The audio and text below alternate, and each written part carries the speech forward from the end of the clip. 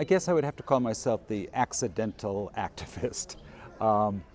In 1997, Oprah Winfrey called, and she wanted to feature my first novel on her just then beginning Oprah Book Club.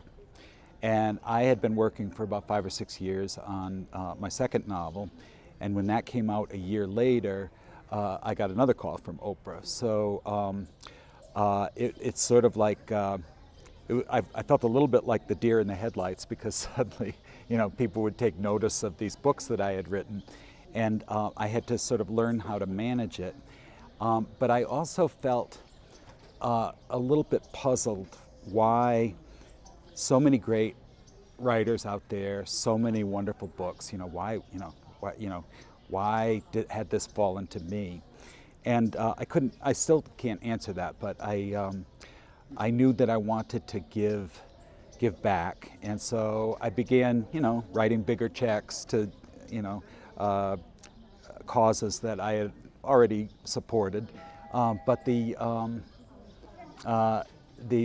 checkbook altruism didn't seem to, be doing it enough for me, and then I got a call from a woman who I had played with in the streets back when we were kids, and it turns out she was the librarian at the prison, at the women's prison. Connecticut has only one women's prison, and everybody lives under maximum security, rules. So she told me that our governor at the time was John Rowland, and he had gotten elected on a law and order, pledge. These prisons in Connecticut are not going to be Club Meds when I'm in charge, and then unfortunately, he was good to his word. He paramilitarized the guards, and now they walked around with dogs, a lot more male guards at the women's prison, and so there were all kinds of triggers for PTSD. Many, the majority of women who go to prison have been victims of abuse of some kind or another. So what was happening is that there were a lot of suicides. I think there were 3 suicides and 3 more attempts. And there was this sort of epidemic of despair that was at the compound. So the librarian, whom I had known, calls up and she said, we're just groping down here. We're contacting different people that we know to find out if they'll come in and speak to the women and sort of distract them from, all of this sadness and heartache and fear. And this was me on the phone. It's like, yeah, okay. Now here I am saying, I really need to give back, and then all of a sudden I get this challenge, right? So step up to the plate. Right, exactly, sort of yeah.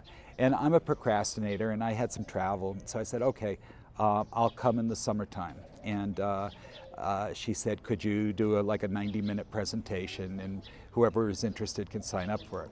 Well, what happened was when I went down there were about 30 women who had volunteered to take this class, and I expected all these questions about writing, but what I got was questions like, Oprah? Does Oprah wear false eyelashes? That kind of stuff. So I thought my obligation was finished, and I'm packing up my briefcase. And one of the scariest looking women, whose nickname was Manhattan, she raised her hand and she said, "Thanks for coming." And I said, "Oh, you're welcome." And she said, "Are you coming back?" And I tell you, Jim, I think it's probably, I owe this great experience I've had for the last 18 years to the fact that I'm basically a wimp. And I was, I was kind of intimidated by this woman, so I said, "Okay, I'll come back." And then I went back for a second time, and that's when they really hooked me, because I could tell that they wanted and needed to write, and they were willing to trust me, and more importantly, one another.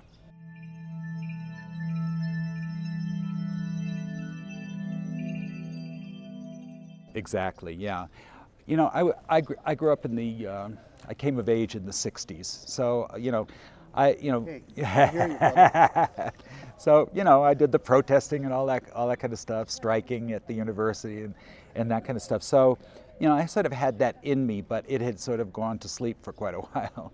And, but once you get down there and you hear what you hear and you see what you see, then you can't unhear it and unsee it. And so it was like that flame of, you know, we want to make this a better world. That sort of got reignited in me.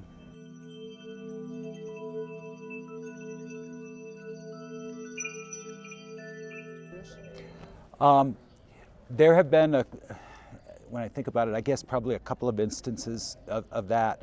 But you know, then I can be guided. You know, I've been doing this for 18 years now, and when I look back on the early sessions, I think it's an amazing thing that these women were willing to trust this, you know, middle-aged white guy. You know what's this all about? And so many of them had buried their secrets, and I'm talking about some pretty toxic secrets. But once they started to feel safe, they were able to release them. And you know, it's one thing to write down painful memories, but it's a whole different thing to hold up a paper and read them to a group of people, and then to trust me, who they were just getting to know. But I think what they first of all, they kind of created this oasis of trust with one another. And you know, we have rules in the workshop. Nobody gets to make your work public but you. And so if you want to keep it within the group, that's fine. I had one woman who broke the confidence of another woman in the group, and she got the boot immediately.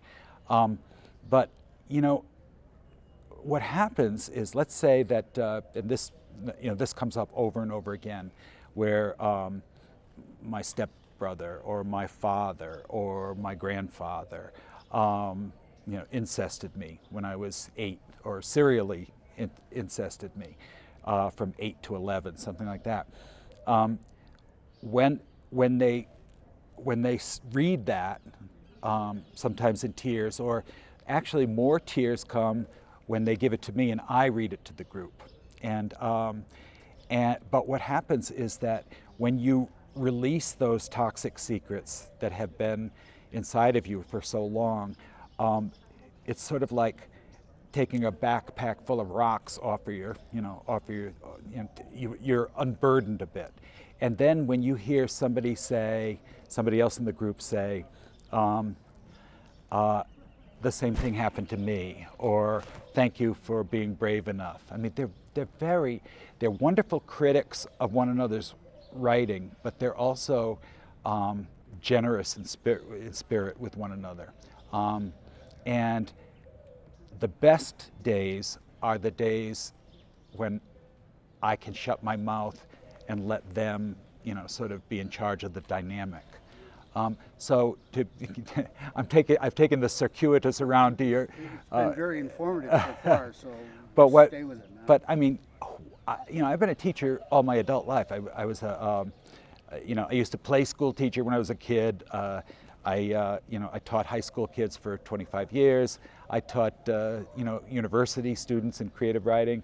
But this is the most exciting teaching I've done, because I get to witness this, you know, and that's what's changed me. This is me driving down. It takes me about an hour and a half to get to the prison from my home in Connecticut. So this is me driving down to the workshop. Oh, I can't believe I'm still doing this. I don't have time for this. You know, I had to get up. I couldn't even do my own writing this morning because I was, you know, working on theirs and blah, blah, blah, blah. And then this is me when I'm driving away after these 3-hour workshops. You know, I'm just so happy that great imagery. That's cool. I was asked to go into one of the men's prisons and run a reading group. These guys had read a couple of my novels, and I did, I think, maybe 2 or 3 classes where they got to, ask me what they wanted or tell me what happened when they read, my stuff. That's been limited because what happens is that you have your time allotment in a week is like a pie. You only have so many pieces, and I've gotten so close to the women in terms of knowing their history, their families, and so forth. And some of them are there for life, and some of them have 50-year sentences. And I don't want to give up my time with them to start a whole new project with another group of prisoners.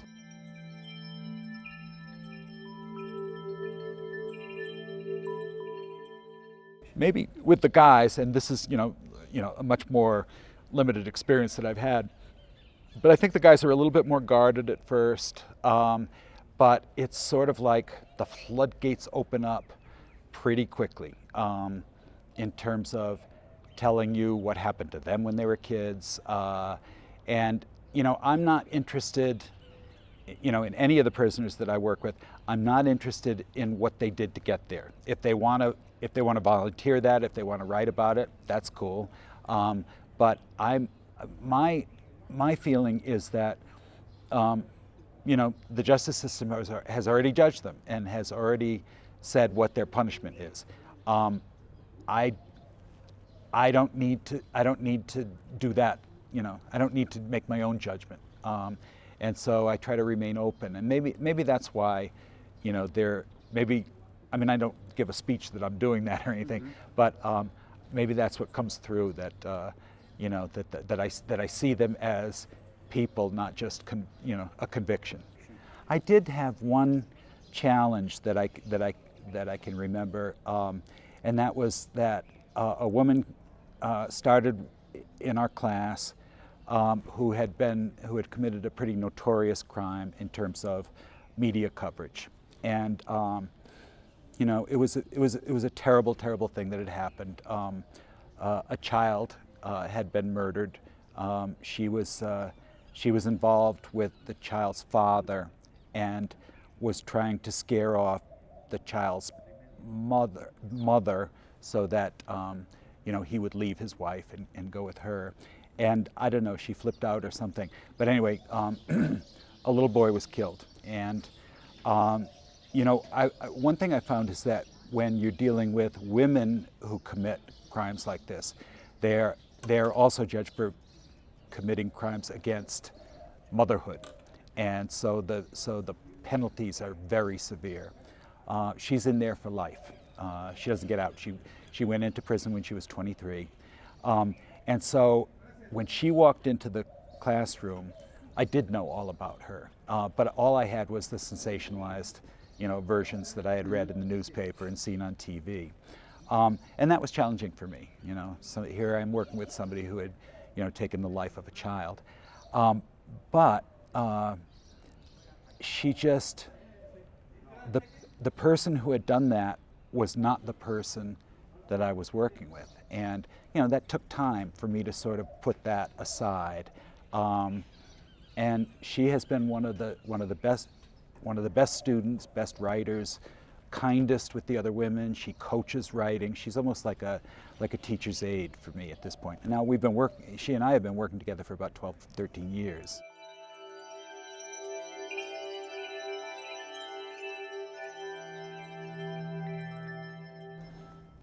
Yeah, and the bridges, the books that that we put out, I edit their work for publication, and then we send it out into the world.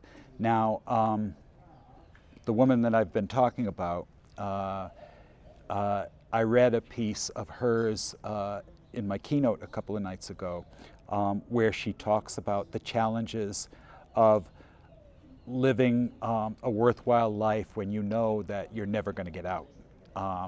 And she's ready to share that with the world, no matter what the world's reaction is. I think it's a danger for any writer in any genre to worry about what the reaction is going to be. I mean, I've fallen into that trap myself. I hear So if once you find your voice, then you tell your truths and send them out, and they're your truths. You can't, if a lot of people start dumping on you because of them, well, you just have to not own that.